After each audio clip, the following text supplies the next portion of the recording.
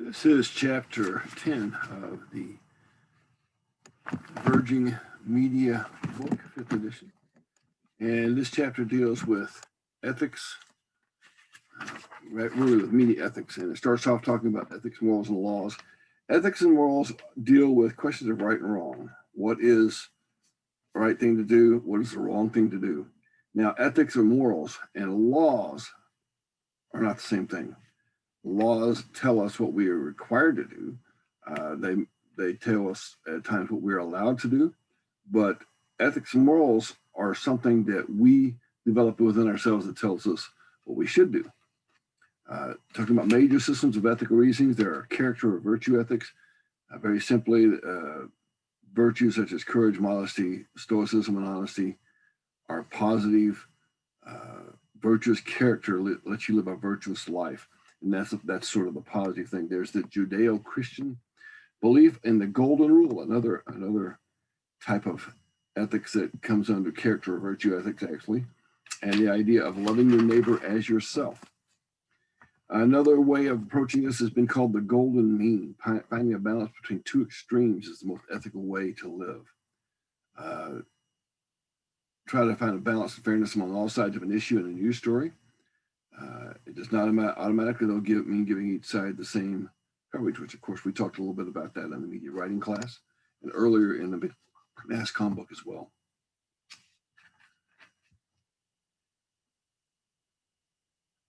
Going forward in terms of how some of these virtue ethics played out in action on the networks and mass comm, the networks fought a regulation that would require television stations to disclose the sources and amounts of political advertising they received. The four major networks finally reached sort of a middle ground in that the top markets would have to disclose information, whereas cable networks and smaller market stations would not. Now, that's really ironic that these networks reached this agreement, because now the networks own most of the minor stations, and they own or are owned by cable networks. And so you see how that worked out. Another system of ethics is called duties. Duty-based ethical systems, we must follow a prescribed set of rules or duties. Of course, this could come from religion. It can come from other things. The categorical imperative, this is something from Immanuel Kant, stated that action should be decided on moral laws that would apply to everyone. And simply by following the rules, you are acting ethically. Which, where do you decide what the rules are is another interesting question we could discuss if we were in class. Discourse ethics. Discourse ethics talks about communication being integral to how we understand the world. Practice without bias or coercion is an ethical act. And it's brought about through the process of rational interaction. That would be a great idea. I think someone should propose the idea of rational interaction to our society, so that maybe we would have people who debated without and ran for political office without attacking each other on a personal level, but rather discuss the difference between their plans for the future. I think it'd be a great idea. I don't know that we could ever do that, but I think it's a good idea. Duty-based ethics and actions. There's talks about public concerns about privacy, invasions of privacy, especially by a profession that claims to be the watchdog of government. And some of these issues have damaged the reputation of journalism. And of course, there's also the issue of social media and privacy and the ethics of how we are treated by the social media with which we interact. You may not know this, but a while back, Facebook was caught doing a psychological experiment on some of its consumers. It picked a bunch of consumers at random, and on their newsfeed that went through, they fed primarily negative stories. And on another group, they fed primarily positive stories. And what they did was they studied and they watched to see if the people who were fed a constant barrage of negative stories and statements, whether it would affect what they posted later. Extremely unethical. There's no way to measure the damage of that, unfortunately. Was there someone who was in that group that was fed negative stories that at the point in time was depressed in some way, possibly leading them with a constant barrage of negative stories that could have possibly led to them committing suicide? We don't know that. It was an uncontrolled experiment done on people, real people. It it was considered extremely unethical on any level, really. Consequences, another way of looking at ethics and what's right or wrong. Look primarily at consequences as the way to judge what's ethically good or not ethically good. Then there's utilitarianism, the most ethical action that does the greatest good for the greatest number of people. Or as they talk about in Star Trek, the goods of the many outweigh the needs of the one. And of course, there was the one episode or the one movie in which they discussed the opposite of that. Social marketing operates under utilitarian principles because it attempts to do the greatest good for the greatest number of people by changing their behaviors. Essentially, it's advertising and marketing techniques that persuade people to change their behavior or destructive behaviors and adopt good behaviors. That will be on your test. I would strongly recommend you learn that because that's a huge thing in our society right now. Social media, mainstream media, there's a lot of that out there. Social justice argues that what is ethical is whatever brings the most social justice or fairness for everyone. And that's everyone. That's almost the inverse of the other, where the needs of the many outweigh the needs of the one. This is for everyone. In other words, we have to give everyone their rights and individual rights and everything, regardless of how it might affect the whole. Some consequences of going forward in our relationships or dialogic ethics. Ethics can be judged in this area by attitudes, behaviors demonstrated by each participant in that transaction. There's the ethics of care. The ethics of care challenges many traditional ethical systems. It's a branch of feminist ethics, actually. And some of the beliefs that characterize it are that women are equal with men. The oppression of women is wrong. Categories of male and female and their associated gender roles are socially constructed, and that the male perspective has dominated throughout history to the detriment of women. A number of different principles within that. It does emphasize the importance of relationship, but places a greater emphasis on improving relationships. There's an assumption that feminist ethics wants to talk about. They want to challenge the assumption that male means normal, and understand that has implications for everything. Mass communication helps establish and reinforce the roles of women and men in society. Even if women are hardwired differently than men, still a debatable point. Promote caring about others offers a valuable alternative way of conceptualizing communication. I'm reading this directly from the book, by the way. Essentially, what the feminist ethics and what this branch of ethics would say is that mass communication has been used by those in charge, those who own it, which is primarily male, to then perpetuate the roles of men and women in society. Of course, that's changed a lot in the last 20 to 30 years.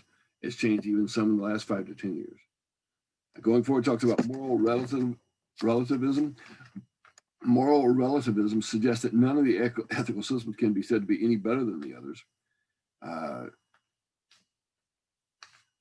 And it argues that traditional ethical principles have historically been used primarily to secure the stature of the established social groups who have those rules. It leaves, the problem with this is it leaves no agreed on rules or principles for discussing ethical issues or conclusions. And the problem with that is it's sort of like, well, as long as anything, kind of like anything goes, we're not gonna have rules. You can do anything you want to do. That can be problematic. Anything you want to do up to where? Anything you want to do up to where you infringe on someone else's rights. A lot of room for discussion in there. Some issues in ethical decision making. Principle of utilitarianism can be used to run roughshod over the rights of privacy. Because after all, if it's good for everybody, it also might be used to suppress news coverage, and it is used in many societies where not many countries, some countries, where the government essentially controls the media, tells it what it can and cannot say. The role of commercialism in media ethics. The problem with, it talks about the culture industry, the power of media companies to affect culture. What happens is this. Within the mass media, certain activities and certain styles are portrayed as good or bad, right or wrong, normal or not normal.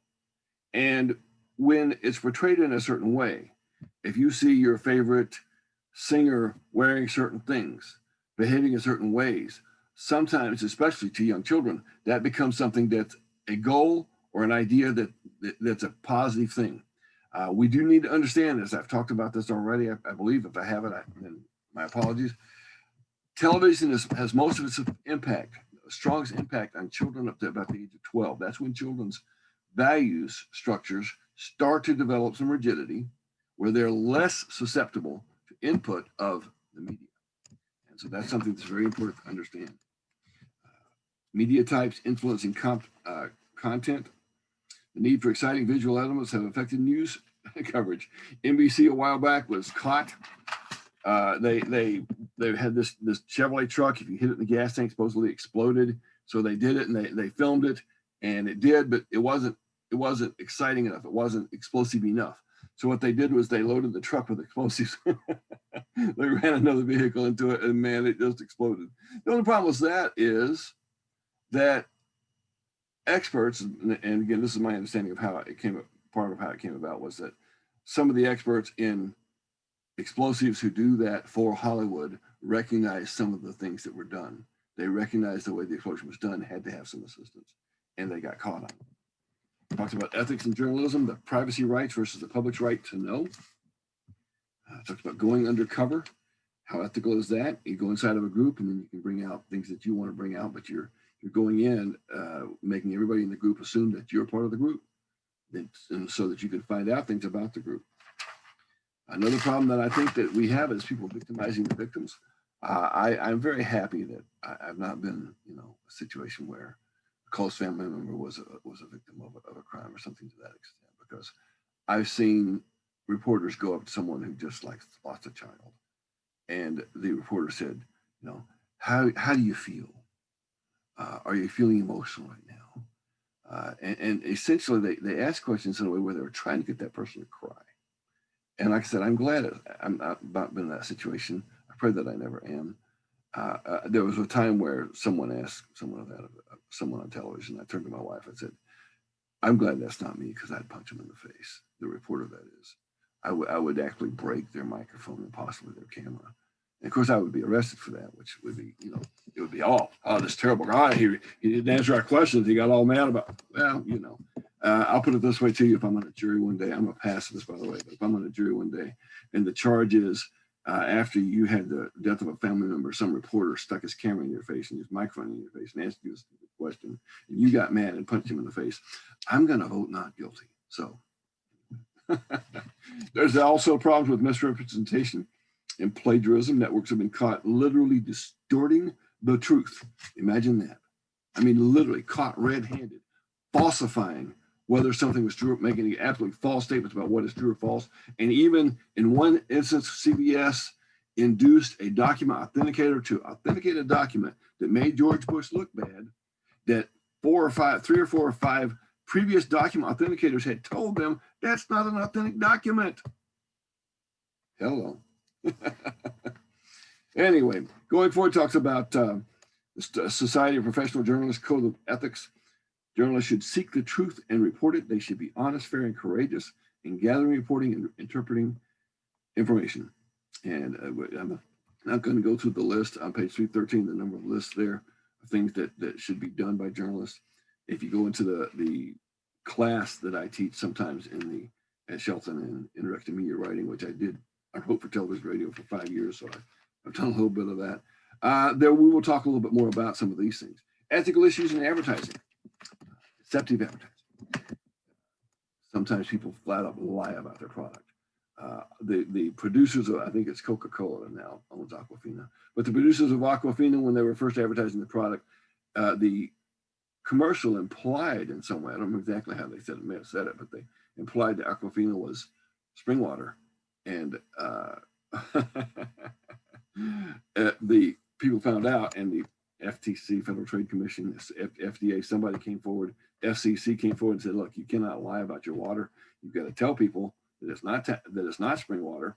What we found out was Aquafina was Spanish for tap water. Anyway.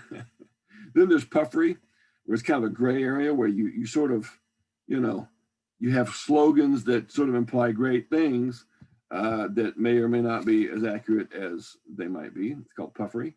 You make extravagant or unrealistic claims about a product without saying anything concrete. Conflicts of interest in advertising. Some employees may find selling harmful products unethical. Conflicts of interest occur if an agency works for two competing companies. And one of the things about advertising that happens, and we know this happens, and this is problematic to me, is that the advertising on a station affect what the station then airs about that product. If there's a negative story about that product, it might get buried somewhere and not be headlines, especially if that product is advertising on the station. Actually, I say it might be. We know this happens. We already know this happens. It's happened any number of times where people of companies advertising have been given a more favorable look about something that they did wrong than they should have been. That's not an unknown. Ethics in public relations. And they talk about one of the things that has been done is called astroturfing, and you should know this. Again, this is probably on your test. It's basically an astroturfing campaign is a movement or campaign that looks as though it was created by concerned citizens, but in fact, it was created or controlled by an organization with a vested interest in the outcome. There was this, what is it? I think it was the Tea Party, and they used to have a lot of conventions and things along that line. And what was found out was that they said, oh, well, you know, this is all grassroots funded. They found out that a lot of the Tea Party things that were going on were funded by the Koch brothers, who were some of the richest men in America. And they were essentially behind the scenes driving the machine, so to speak. But not that they don't necessarily have a right to do that. They have the money to influence things. People use money to influence things. We go forward to ethics in entertainment. Various stereotypes sometimes are perpetuated, and that's a problem in entertainment. It should not be done. Sex and violence. How much is too much? What should be aired? What can be aired? And what promotes what? When I was growing up, if they were going to advertise a bra, they had to have a shirt on the outside, a shirt on over everything, basically. And then on the outside of the shirt was the bra. Well, that's not true anymore. And some of the things that they show are just almost hard to believe that they show in advertising.